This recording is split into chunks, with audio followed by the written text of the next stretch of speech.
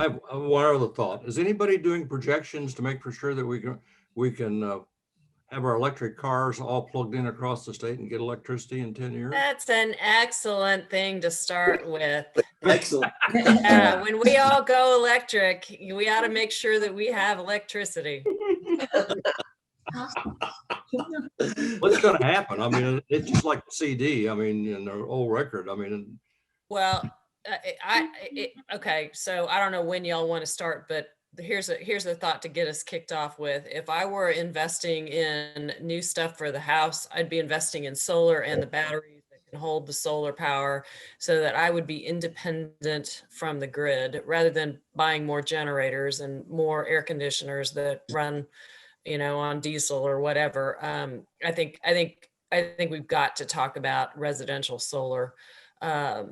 And that needs to be part of the solution. But probably y'all want to back up and do something else before I just launch right into it, huh? I want to take another opportunity. I am so excited that after, I've been introducing Chrysta now for, I think, about 2 years. And I am so happy that you had time tonight and that you were gracious enough to take that time with us. Chrysta is, in case anybody here needs an introduction to her, is a Dallas area attorney, oil and gas litigation attorney, and an engineer, and a mother, and a really cool lady who decided to run for railroad commissioner in 2020. And we had every expectation that, based on how much she was qualified and how deserving she was of it, that we would be having Chrysta be a railroad commissioner by now. But unfortunately, that didn't happen. But what that means is that she's here tonight with us. And I'm really happy to introduce her. Very honored to have you join us tonight, Chrysta. Thank you so much for taking. Oh, I'm happy to do it. I have been all over the media on this particular subject, and I already had one op-ed in the Dallas Morning News that I think you all shared, and I've got another one coming out on Sunday. So look for that. But I am more than happy to share my knowledge and my thoughts about what happened and what needs to happen, and politics and everything else with y'all for 45 minutes or an hour here, whatever it is you guys want. So let's talk about what happened. I wasn't sure who's speaking, but the thought that there was an endless do loop, as we used to call in the software programming business, of failures between natural gas and electricity is exactly right. So on the morning of February the 15th, Monday morning, almost everybody who got kicked off the grid ultimately got kicked off that morning at like 1 o'clock. That was when we were 4 minutes and 37 seconds away from total meltdown, and I'll get back to that in a minute. But what had happened as everything went into the deep freeze is the natural gas powered electric generation plants could not get enough natural gas at the right pressure to actually run their equipment. So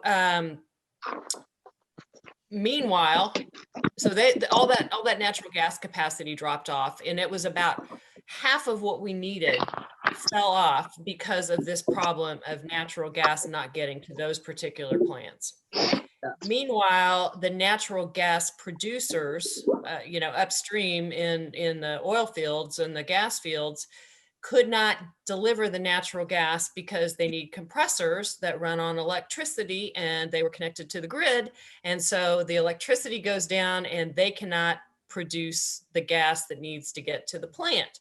So it was an endless loop of failure that just makes me want to smack my head against the keyboard, because if we had anybody who was overseeing this whole system, they would have done a failure analysis that said, we got interdependencies here that render our grid unstable and very likely to fail under certain circumstances, right? All right, so everybody gets kicked off. And by the way, the table for this disaster was set, years ago. All right. It was set when the natural gas producers decided to flare all of that gas. Y'all are going to remember I talked about flaring, and we flare enough natural gas, which is intentionally lighting it on fire and against the law, that if we turned it to electricity, it would power every single home in Texas continuously. Okay. So it would more than supply the capacity hole that we fell into on February 15th if that natural gas had not been wasted. Furthermore, my solution for the flaring problem is microgeneration. So you actually accumulate this gas where it is being flared, turn it into electricity there, and the producers of the natural gas use that power to run their own equipment, and there's so much extra that they deliver it into the grid. And microgeneration, I think you're going to hear a lot about this, and distributed generation is the way to go. We have so much reliance on these really, really big megawatt generation plants that, if one of them goes down, it's really problematic. So all the stage for this was all set long before February the 14th, February the 15th. And by the time that this actually happened, really what should have been happening, like a week before, is they should have said, you guys are going in the dark. There's going to be substantial parts of the state that are going to be off the grid and in the dark for as long as this takes, because we have a substantial risk of, systemic failure. Let me talk, and then of course they didn't do that. They told us about rolling outages, and the truth was that was always a lie. And I'll get back to that in a minute if I remember. And if I don't, ask me about it. Then what happened? They couldn't bring these plants back on for a couple of days. They actually, and we're going to talk about the financial aspect of this in a minute. Sorry, this is not a stump speech I've given 1,000 times, but the Public Utility Commission is appointed by Greg Abbott and sits over ERCOT. ERCOT is the electrical engineers that operate like air traffic control. They're constantly monitoring the grid and making adjustments and communicating with the grid participants, but they're not elected officials, and they don't actually issue orders other than the shed load order that was issued early in the hours on Monday. So ERCOT issued that shed load order because the demand for electricity was so much greater than the supply of electricity that the grid, it's like if you plug in one too many curling irons or toasters in your own home and everything goes dark. That was what was going to happen to our entire electric system. Furthermore, to the 4 minutes and 37 seconds point, the grid has to operate on a continuous 60 hertz. Okay, so that and a certain voltage as well. That became destabilized when the demand and the supply got so out of whack that the frequency, the hertz, began to vacillate and actually fell to 59.3 megahertz. When that happens, there's all this equipment that is set to trip. So relays open so that they cannot be, the equipment will not be destroyed by having, it's like almost like a surge protector, but kind of in reverse. So the whole grid was going to go down if they did not restore that stability. And the way they restored the stability was through the shed load order. And because of how much load they had to shed and how much of our infrastructure is designated as critical, such as the downtown Dallas skyline, they had to put people in the dark, and they had to do it for extended periods of time. So that's why we all spent so much time without power.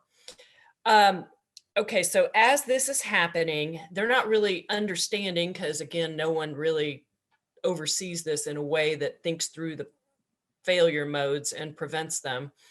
They're not understanding why all this capacity has fallen off. So what the PUC does on the 15th is raises the price of the offer price on the grid for a megawatt hour of electricity from $1,200 per megawatt hour to $9,000 per megawatt hour, which is some 150 times the normal clearing price that a generation company sells to a distribution company. Okay, and the way that the whole thing works is, you got people delivering the raw materials of natural gas or coal or whatever to the generation plants who generate the electricity, who give it to the what they call the wire companies, the distribution lines, who deliver it to your house. And there's contracts between you and possibly the company that owns the distribution system, but possibly not in the case of things like Griddy. And that's who you buy your electricity from. Okay, now in between the generation companies and the electric distribution companies, they have to buy and sell at a price. And one thing that is controlled in this system is the maximum price at which those two can do business. And so what PUC did was raise the price to $9,000 an hour, thinking that it would incentivize more capacity. It didn't. And the reason it didn't is because there was a physical delivery problem, not a financial incentives problem. And I'll talk about the financial incentives in a minute. Some of you who read my op-ed may have already read this part. And then PUC left it at 9,000 per megawatt hour, so that all the transactions from that point forward would clear at that hugely inflated price, 150 times the normal price.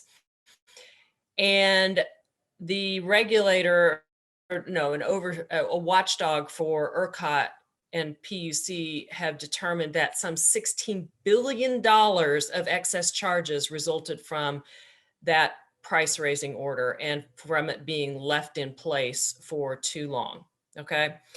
Let me talk for a second about natural gas speculation. Some of you may have heard that Jerry Jones got rich because he owns a natural gas producer, and the spot market of natural gas, because we all use natural gas to heat our homes and we all use it for electric generation, rose by some 60 to 100 times. It's normally like the $253 range, and it went to $180 or more on the spot market before the storm. What happened was, in addition to having the physical supply problems, the electric generation companies, they had to buy more natural gas at 60 times the normal price. And then they were not able, because the ceiling on what they could resell the electricity for wasn't high enough to accommodate the natural gas spot price. They were kind of in a pinch, which is part of the reason why the PUC raised the clearing price of electricity. But we'll talk about finances in a minute, but the whole financial market is a total meltdown as a result of all of what I just described. Let's see. Oh, and then I'm sure you all know this. After they actually got the power restored, they, of course, had kept what seems to me to be critical infrastructure, the water treatment plants, offline so long that lots of state of Texas had boil water orders because they had not been able to treat supplies. And so when, I don't know anything about water treatment, but as I understand it, when the level in like the water towers and whatnot falls to a sufficient level, because no clean supplies coming in and supplies going out, then the fear is that that water gets contaminated and you have to boil your water until the new supplies are refreshed. Okay, So that's what happened. If you want, I'm going to launch into a bit about what I think we should do, or I can stop now and answer any questions.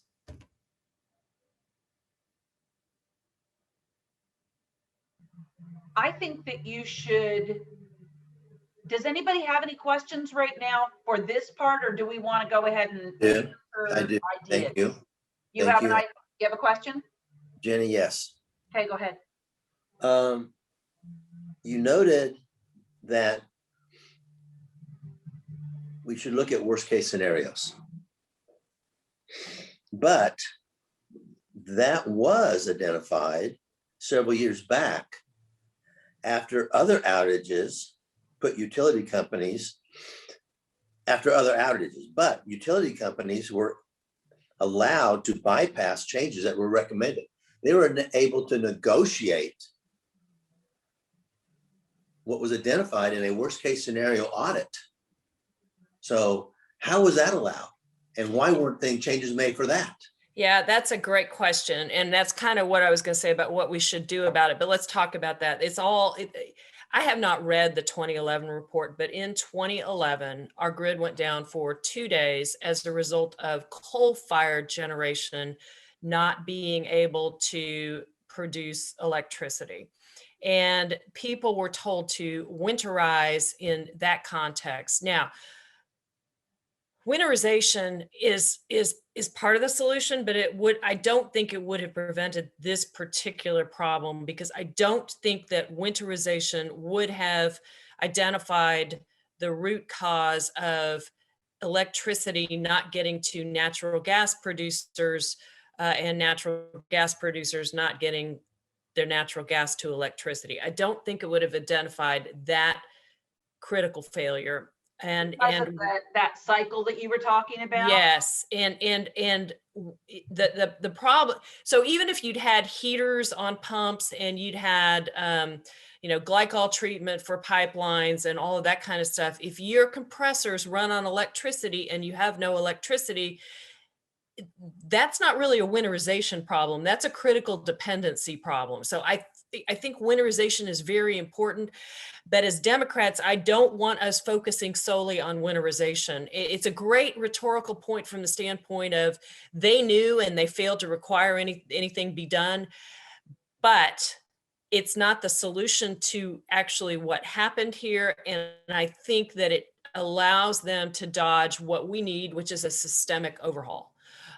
So that's my answer on the winterization aspect of this. And I'll talk about the systemic overhaul when I get into what the solutions are. But if anybody else has any questions about, cause analysis. If we would have been able to connect to the other grids in the country, Mhm. would that have solved our problem or not? I know it's risky in case they're down, but if they're up, would that have carried the day? Yeah. So because we're isolated, that's a great point. We needed, at maximum, we needed 70 gigawatts, right? I always have trouble with orders of magnitude, even though I've got an engineer's brain. Somehow the zeros don't transmute into my brain very well.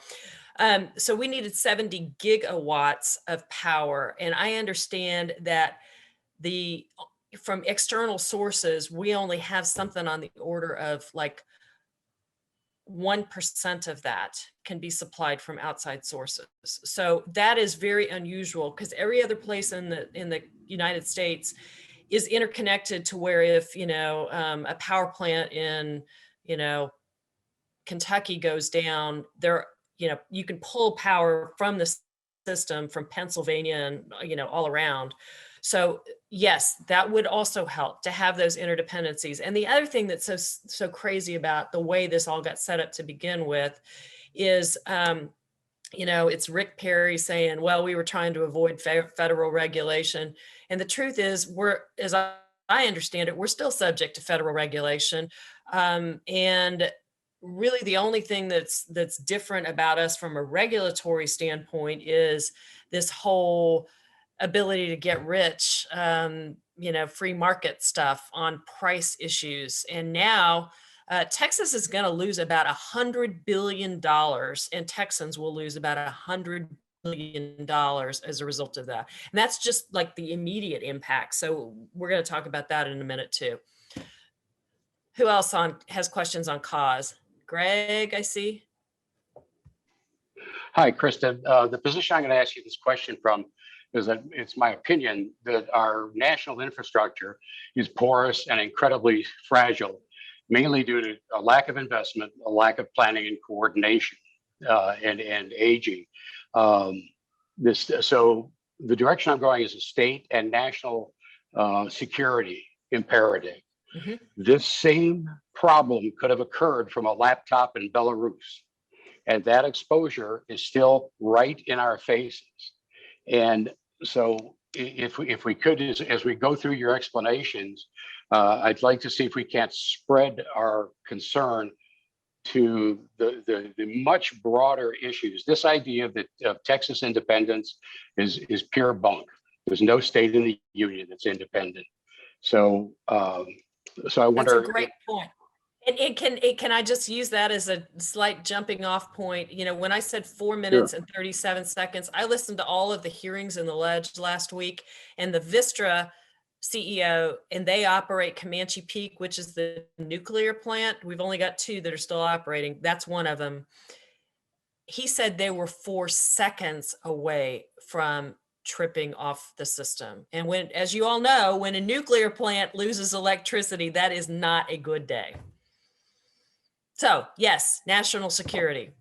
Absolutely. In fact, when I first heard the grid instability thing, I didn't really hear the explanation of supply and demand and that impact. It makes sense, you know, that is the reason for the grid instability. But my first reaction was, who was messing with the grid? And I think it's entirely possible that if Russians find a weak point in, any one of these generators, particularly a nuclear one, they could easily infiltrate that. Now, the good news is that nuclear is obviously subject to the Federal Nuclear Regulatory Authority. Any other questions on this part? I have a question. Go ahead. Oh, sorry. In terms of anticipating where problems might arise in the future, is there a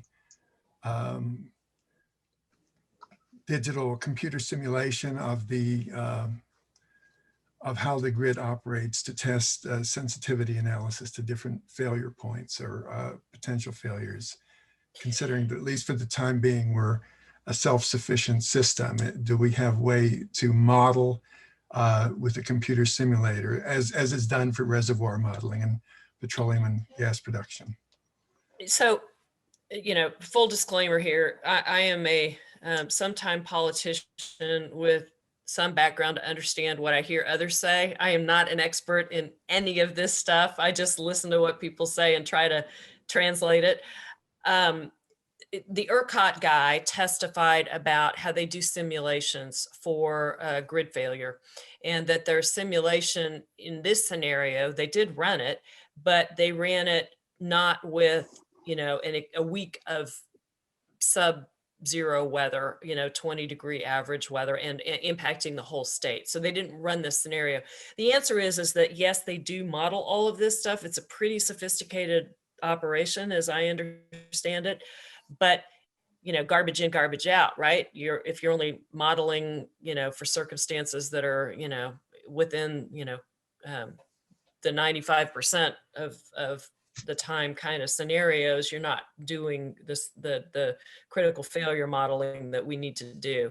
And that's what requires comprehensive oversight, in my opinion, and some political oversight in terms of making sure those situations are addressed. I would agree. And I just want to add very briefly that these types of simulations in the petroleum industry are done with Monte Carlo simulation, where you use a statistical range of possible outcomes and you try to model things at a certain percentage reliability level. So the algorithms and the general approach to modeling complex systems like this is already well established. And there's a lot of expertise in that area Yes. in the state of Texas. So Yes.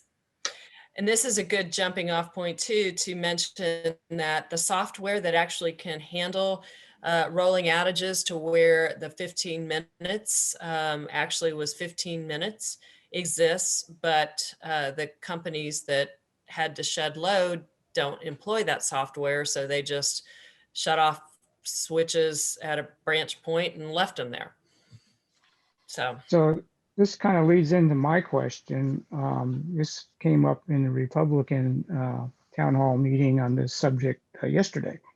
And, they were talking about the rolling blackouts or whatever.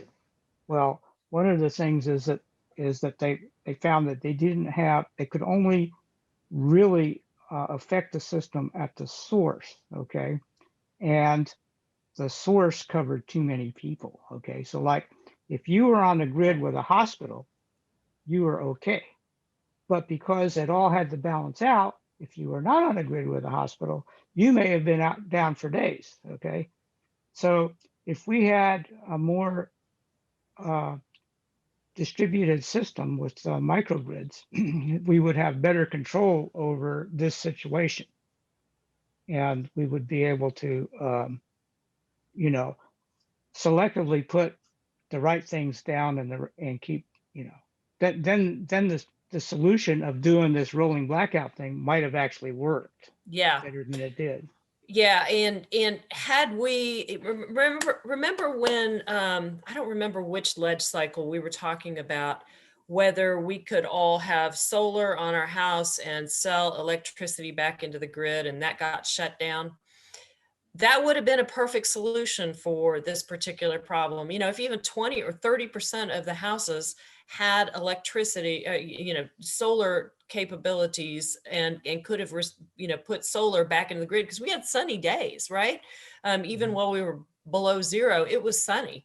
That would have solved a lot of our problems too. But the generation companies and the distribution companies didn't want us having power flowing the other way. And look, there are always some legitimacies to the positions that people stake out on this. And on this particular issue, our system does not incentivize development of capacity, except in when they can make a lot of money, they get to keep some of it that is expected to be invested. But in general, the part of this deregulation thing is we pay lower prices. And I think they claim that the Wall Street Journal article saying that we pay more is wrong. But we pay lower prices, but we also pay the cost of not having that investment, except through mechanisms that we all find not very beneficial and subpar when it comes down to things like this. Yeah, deregulation works fine when things are working. Yeah. When they're not working, right. It doesn't work too good. Right. If you got, well, my son would not be happy with me sharing this anecdote, but if you got a car that you love that has 100,000 miles on it and you don't really go take the car in for, the oil change and the timing belt, and then, it melts down in your mom's driveway and has to be towed off. It all worked great when you were saving that money. No one's ever done that though.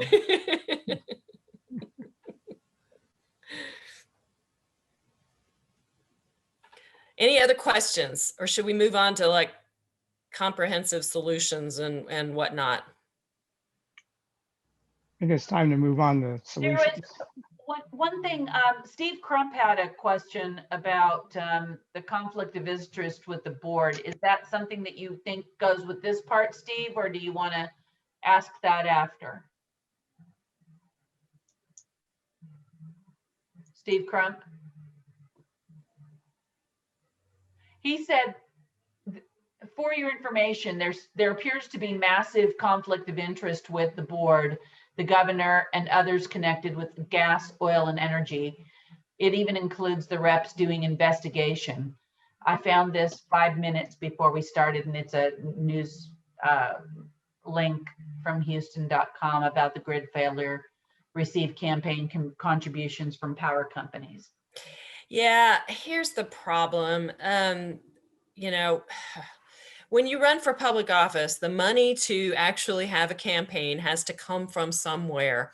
In the Railroad Commission race, you know, it was super hard for me to raise money, and I didn't really get off the ground until about 30 days before the actual election. And then, of course, Michael Bloomberg gave me $2.5 million, which really helped supplement the some $300,000 or $400,000 I had raised up until that point in time. Um, it, and only people who know about what politicians do are usually willing to give money to elect those politicians. And so it's a really hard thing. It's a really hard thing. I'm hoping that, you know, on the federal level, this whole concept of the Voting Rights Act that they're passing, which is supposed to provide some new oversight on federal money and Citizens United, and also on public funding for non-presidential campaigns. I'm hoping all of that will help too, but it's a real problem. I mean, it is a real problem. My concern with that is that if Greg Abbott in 4 years gets $16.5 million from the oil and gas industry, it's going to be a long road before alternative energy works its way where it needs to be. Well, on that, I am hopeful that the financial markets are demanding other things from oil and gas companies. I mean, I see it. I know that it's true, that, you know, you're seeing the at least the major players are investing in new technologies, divesting themselves of antiquated oil and gas producing assets, and really trying to make a play for the future that is free from, you know, oil and gas. You know, some of the, I mean, you read about this, right? And so I'm hoping that enough of that's going to go on to help us get to a better future, a more environmentally sensitive future. But look, oil and gas are going to be with us for a while. And we've got to do the best we can to keep, you know, oil and gas as clean and as safe as we can. Well, it is still part of our economy here. So yeah, I hear you on that. I wish I had a great solution for it. I don't. I mean, the whole campaign finance aspect of things is just, it's hideous if you're a candidate, and it looks corrupt to everybody, you know, once you're elected. And so, and it is corrupt in a lot of cases. That's why it matters who we elect. You know, sometimes I think it's possible to have people who want to do the right thing regardless of who gave them money to get them there. So that's what we've got to focus on. Let me move on to solutions. So here's what I'm lobbying for. To everybody who will listen, I'm trying to get them to appreciate, we need, and this is what you're going to read on Sunday in the Dallas Morning News, the Railroad Commission, you know, oversees this much and doesn't even enforce the laws that it has to enforce, such as the law against flaring, right? The PUC oversees this much and does it pretty poorly, got castigated by legislators for not even enforcing that which it could, which included some winterization requirements. But, you know, the picture is this big and we're only covering little holes in that picture, right? We need a comprehensive agency, I'm calling it the Texas Energy Commission, that oversees our energy production, energy distribution, energy needs, energy use. We need to talk about that too. Not only now, but into the future. It needs to be a soup to nuts approach that evaluates our, you know, security, our economy, all of the things that energy does and impacts we got to have a comprehensive agency that is charged with overseeing that. I don't know how else we get there. Otherwise, we're going to continue to have, smack your head on the keyboard, problems like, gas needs electricity and electricity needs gas, and ooh, nobody thought, so that's what I'm advocating for. I do not want this. Okay, politically, Democrats, I think we need to have the motto in our minds of never forget and never let the people who were impacted by this event, which is everybody in the state of Texas, forget about what has happened. We need to, if we could just run on one issue, which is Republicans failed us and people died as a result of this. I think that would be our best play for 2022. So I think that's what we need to do as a matter of fixing the system. I think a lot of people, I didn't talk about the financial aspects of this yet, but every single taxpayer and every single utility user in the state of Texas is going to incur this. And everybody who buys insurance is going to incur this $100 billion loss. I mean, that's a lot of money for 30 million people, right? That's a lot of money. And the Republicans aren't going to do anything to help us out with that. Even just today, I think it was, they refused to undo that artificial price order. They could have said, oh, you know what, we're retracting it. And then all of the accounts would have cleared at that lower price. And but now we've got the Waco Power Company, Brazos Electric's already filed for bankruptcy. CPS, the San Antonio provider, has lost $1 billion. Vistra Energy, which supplies us up here, has lost $1 billion. Meanwhile, others are getting rich and making hundreds of millions, if not billions. So, and all of that's going to, all of the losers are going to have to be fronted by us, or we're going to have even bigger holes in our electric grid. And that's just it's kind of like Dallas streets, right? That's just to fill the potholes. That's not to get to better. That's just to fill the problems that was created just by this storm. So it's a disaster, and we should absolutely keep reminding everybody we can from now until November of 2022 of what this has meant. I mean, people lost their lives as a result of these failures, and we should never forget it. So that's that. I think that's probably the end of my speech. If I got another 15, 20 minutes to answer more questions and hear your thoughts. So, hey, Chrysta, how's it going? Good. Sorry I missed the start, but quick question for you. I mean, in light of what you just said about kind of holding these guys accountable, it just strikes me that, the POC was appointed by Abbott, those ERCOT directors were appointed by Abbott. The Ledge has overseen this whole process for the last, 20 years. Yet suddenly they're all really concerned about it. And, Abbott and Patrick and here in Collin County, we've had Jeff Leach has been tweeting about, oh my God, we're gonna get to the bottom of this. It all seems really, really, just really cynical for them to be so concerned about it when they weren't previously. Is that really the case? I mean, can we say that they were really, can we say that they were just not paying attention and didn't care, or were they really just, was it really just that they weren't paying attention to it? Where are they really coming from? I don't really care whether it was negligence or intentional. Those are the words we use in the law. Yeah. Republicans failed and people died. Do I think that this was a wake-up call for them? I absolutely do. I mean, I think this was an oh shit moment for them. I think their alarm is sincere. I don't know whether they're going to do anything about it. I mean, I don't know whether, again, the vested interests will fight back against virtually everything I just said. But it doesn't erase what happened. The whole system failed on their watch, and they need to be held accountable. Exactly right. Yeah.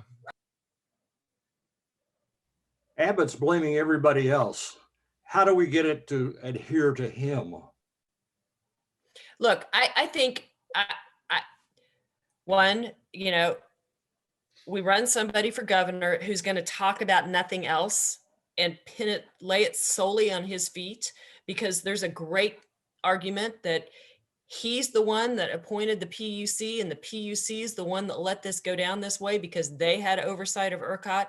So the only people who were in charge was Abbott and his handpicked PUC.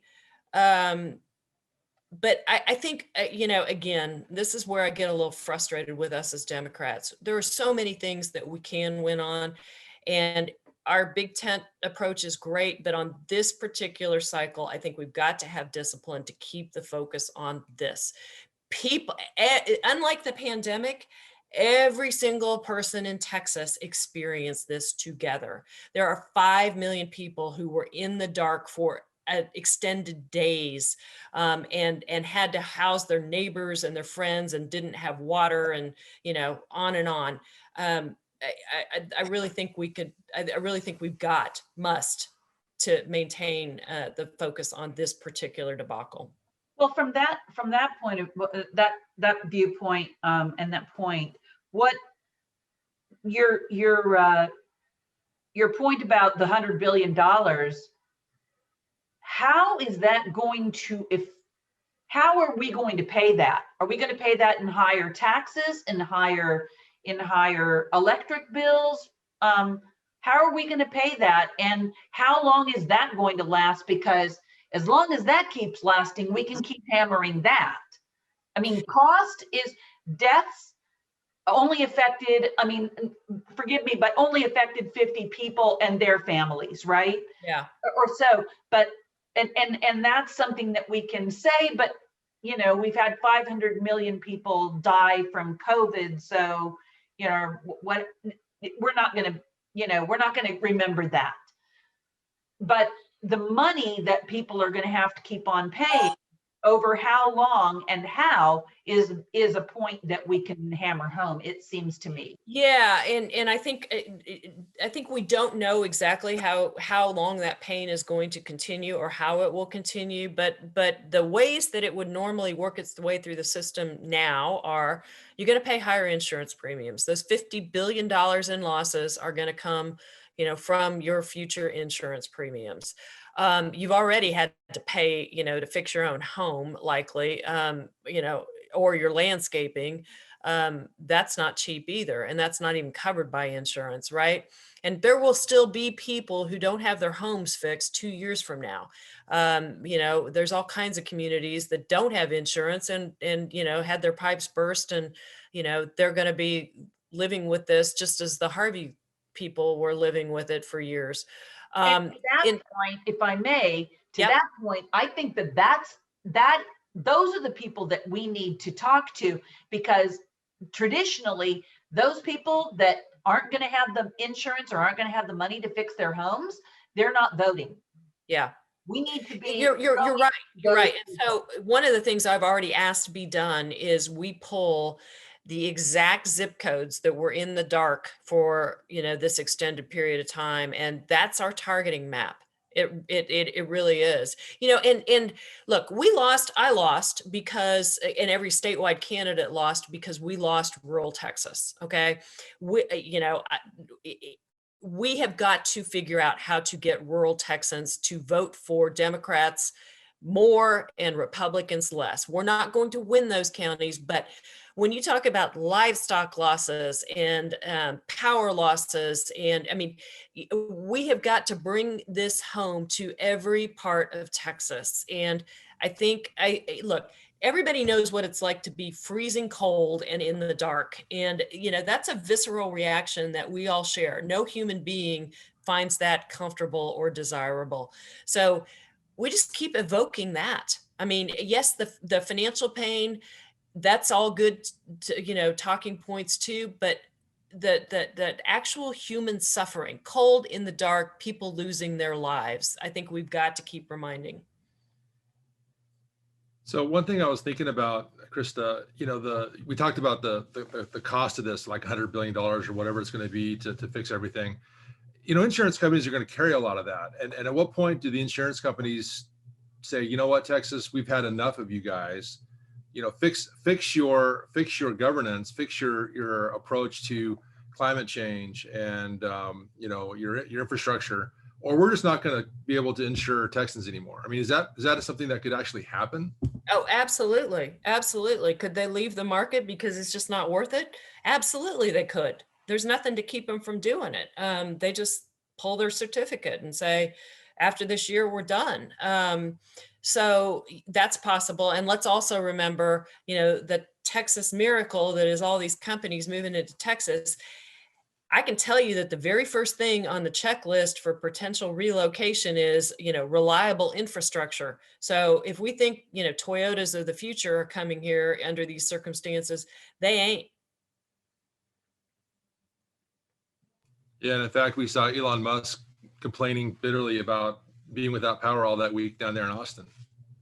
Well, let's also remember that part of the fix here is we have got to stop using as much electricity. Okay, so how do we do that? We get 16 SEER air conditioners, and we get high efficiency appliances, and we get some tax incentives for that. And we really upgrade much of what demands electricity. I am concerned that more EVs is going to mean more demand, and we don't even apparently can't even supply the demand we have now. So we have to figure that out as well. Batteries are coming. Batteries should be incentivized. I mean, I personally think every home should be self-sufficient. You should be able to generate your own power through solar and have a battery for a day or two, to make sure that you're always self-sufficient. And that would go a long way towards solving a lot of problems. I saw something just recently, a couple of weeks ago, in fact, during the power outage, someone who actually has a solar setup at their house said that it actually has to be connected to the grid for I think it was Encore to actually allow it. So it had to be part of the grid. If the grid was down, guess what? No power, even though they've got a solar panels on their roof. So Jeff, that was true a number of years ago. Yeah. I have a 9.8 kilowatt solar installation on the roof of my home. It was installed by Solar City in 2013. Solar City was since purchased back into or merged into Tesla, but at the time, there was no such thing as a power wall. And the reason for the grid connection is that in order for the inverters to put the power back on the grid, they have to have a voltage and frequency reference to convert to from DC. Nowadays, if you get one of those installations, it probably comes with a power wall, or at least optionally comes with a power wall. And in that case, you can take electricity and store it as DC in the battery, whether you're connected to the grid or not. And so you have runtime at night without connection to the grid. And when you regain connection to the grid, you will then have the frequency and voltage reference to put that energy safely back on the grid. But a lot of us who bought early don't have that option right now. And of course, the other thing that we suffered from was that snow covered the panels. And when snow covers the panels, doesn't matter if the sun's shining or not, you still don't get electricity. So good point. Anyway, I was fortunate not to lose electricity, but that's another, I still don't know why, but anyway. I talked to somebody who had just had their solar system, the solar panels installed a couple months ago. And I think that was an option, and an option that he didn't, it was an expensive option. He did not have that option. So he could not run. Once the power went down, he lost it at his house also. Yeah. I was asking him if he had power when the power went off. Batteries are still expensive. And one possible way to deal with that right now is a community storage arrangement, sort of like the mega battery that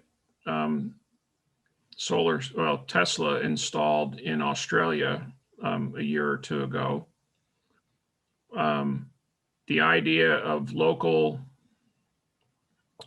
the name is evading me right now, but virtual power plants, VPPs, where you have all the roofs in a neighborhood contributing to the battery by day, and all of the houses in the neighborhood drawing from the battery at night, shares that cost. Yeah, that sounds like a great idea.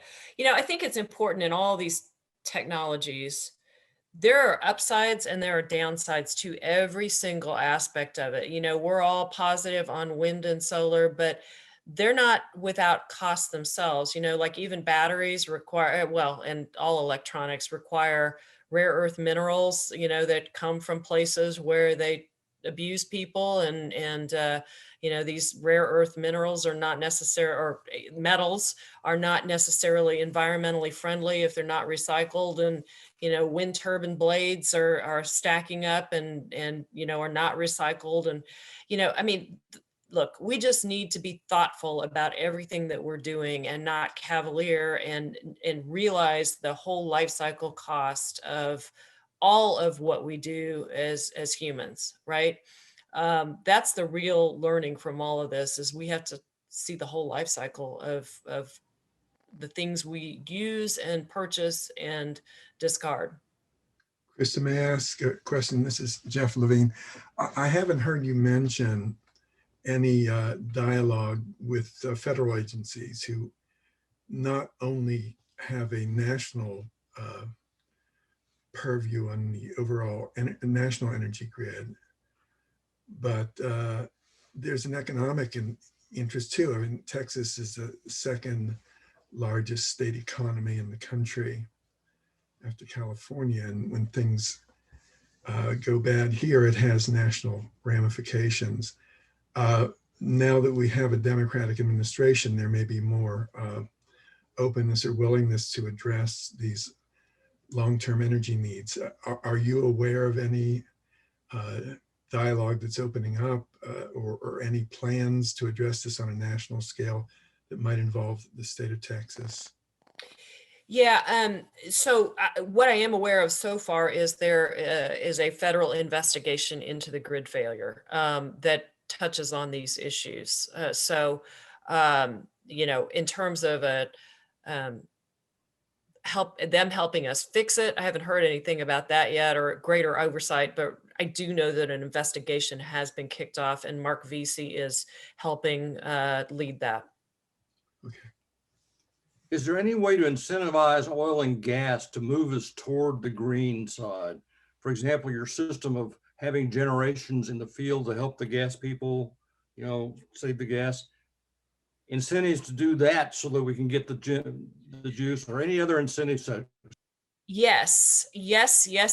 There are incentives. I mean, this, to me, you know, I have talked to legislators about the flaring issue in particular. And the problem is, because we are out of power as Democrats, we can only, you know, suggest simple things, and nobody puts very much time into the comprehensive solutions because they won't pass because we're Democrats.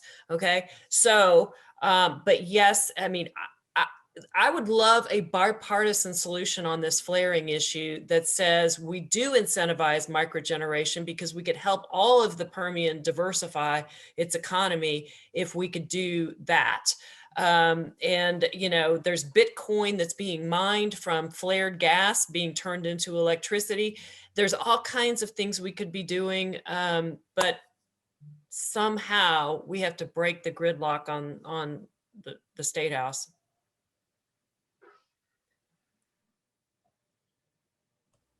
These things, oh, sorry. Jenny, you're muted. Thank you. I wanted to go back to the thing that you said about the oil and gas companies being interested in and invested in alternative energies. That's kind of good and bad, isn't it? Because they can control, like, so I don't know for sure how the wind farm leases are done. But I have a feeling that if the Chevron comes in or Exxon comes in and says, I want that, then they can take that and they can just hold it instead of turning it into energy. Am I right? I mean, I just feel like it's kind of they see the future, but for now they're going to take all their money that they can out of the earth. I think it's as simple as this. You follow the dollars if you're in business. And if wind turns a profit, they're going to follow those dollars. If solar turns a profit, they'll follow that. If geothermal turns a profit, they'll follow that. If, nanotechnology is the wave of the future, they'll follow that. So, when oil and gas becomes too unprofitable. Okay. I don't know what profit level that is, but that dollar, if invested someplace else that turns a bigger profit than what they've got sunk into oil and gas, then they're going to go that way. I mean, that's just the way business works. Look, we've only had oil and gas production for 150 years. I mean, it seems remarkable here in Texas, but it's only 150 years. And it probably is going to be gone within the next 50. I don't think that's really a outside the box bet there. So that's the way these business cycles turn over, is they find the next profitable thing, and that's where people's attention goes. Speaking of that, I have to talk to the fact that Bloomberg gave you all that money back in just before that happened. I don't know. I was glad he did, because I wanted you to, have all the advantage that you could. But I wonder if it wouldn't be more effective, because people voting for their own interest is what really is the bottom line, right? And the fact is that there's a lot of rural Texas who is employed in the oil and gas business. And if they think that you are going to take their livelihood away, they're going to vote against you or for a Republican.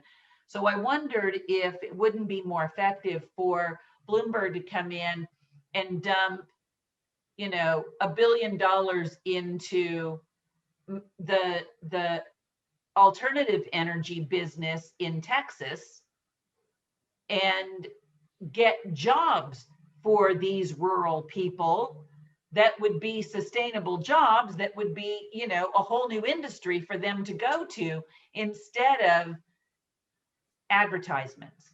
So Jenny, and I'm afraid this is going to have to be my last question, because I'm going to have to jet, but let me just say this. I 100% agree with you that I could find many, many, many, many better things to do with $2.5 million, even in the context of a political campaign, if I didn't get it 3 weeks before the election.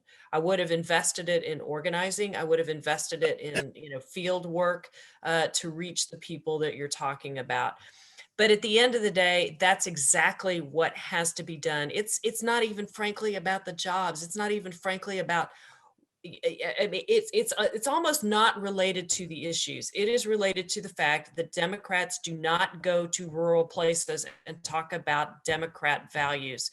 The only thing that 3/5 of the state knows about Democrats is what they see on Fox News. Okay, because we're not out there doing anything, and I'm actually working on the revamp of the state party. There's a whole initiative. I don't know if y'all have focused on that, but I could come back and do another happy hour on that.